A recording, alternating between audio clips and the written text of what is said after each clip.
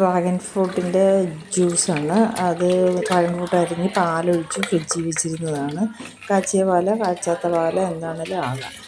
എന്നിട്ട് ഒരു മിക്സിയിൽ ജാറിലേക്ക് ഇട്ടിട്ട് അത് നന്നായിട്ട് അടിച്ചെടുത്ത് പഞ്ചസാര ആവശ്യത്തിന് മധുരത്തിന്, ഇതിന് മധുരം ഉണ്ടെങ്കിൽ പോലും മധുരം വേണ്ടവർക്ക് രണ്ടാമത് പഞ്ചസാര ഇടുക. ഇതിപ്പോൾ ഞാൻ കുറച്ച് പഞ്ചസാര ഇട്ടാണ് ജ്യൂസ് അടിച്ചത്. കാരണം ഗസ്റ്റിന് കൊടുക്കാനാണ്. അപ്പം നന്നായിട്ട് മധുരം വേണമല്ലോ. അപ്പോൾ കുറച്ച് പാലും കൂടി ഒഴിച്ച് പിന്നെ പോരാത്ത പഞ്ചസാര കൂടി ഇട്ടിട്ടാണ് ജ്യൂസാക്കിയത്.